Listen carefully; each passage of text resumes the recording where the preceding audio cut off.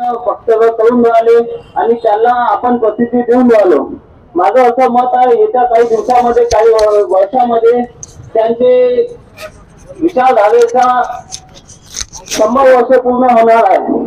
त्याच्यासाठी तो त्यांचा एजेंडा सेट आहे आणि जे निवडणुका घडलेल्या आहेत झारखंड आणि महाराष्ट्र त्या ईव्हीएम घोटाळा रोखण्यासाठी ते वेगवेगळ्या पद्धतीनं परभणी असो की संसदेमध्ये असो ते आपलं वक्तव्य बोलून समोर दिशाभूल होऊन राहिली आपल्यासोबत हे आपल्याला कळलं पाहिजे।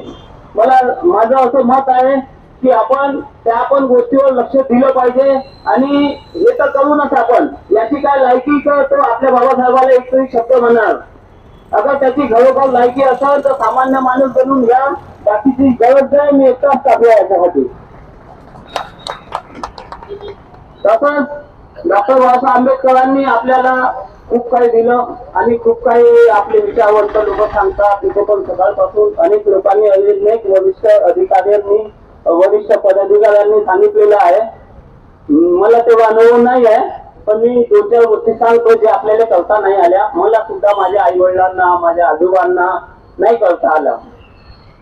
खरी परिस्थिती तर हे आहे की नागपूरचं जे ऑफिस आहे ते आपलं येत्या 70-75 वर्षामध्ये जे आपली तरक्की झाली त्याने ठेवला। सोबतच ज्या पद्धतीनं आपण शिक्षण घेतलं, एक टाइम उपाशी राहून आईनं कामावर जाऊन बापाने दारू पिऊन जो आपल्याला शिकवलं ना आपण त्याचं सोनं केलं तो त्या गोष्टीला भेला।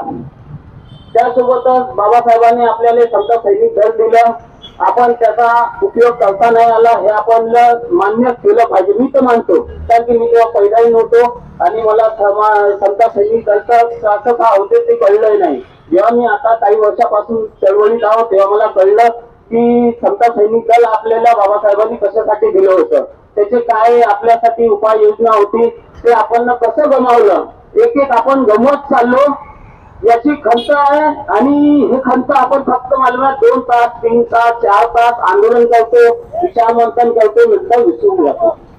पण हे विचार अगर आपण खरोखर बाबासाहेबांना जे जे दिलं ते आठवण करू अगर त्याला जपण्याचं जर काम पडलं असतं, याची नालायकाची लायकी नव्हती तर तो लोकसभेमध्ये बाबासाहेबांबद्दल एक तरी शब्द वाकड्यानं बोलला असता। एक तरी असा सोमनाथ भाऊ सारखा असला पाहिजे की त्याला कटकटीत हाणून मारणारा, एक तरी असा व्यक्ती असला पाहिजे संसदेमध्ये त्याच्या तोंडावर माईक मारणारा।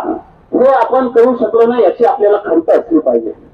त्यासोबत राजकारणाची बाबासाहेबांना खूप काही दिलं आपल्याला।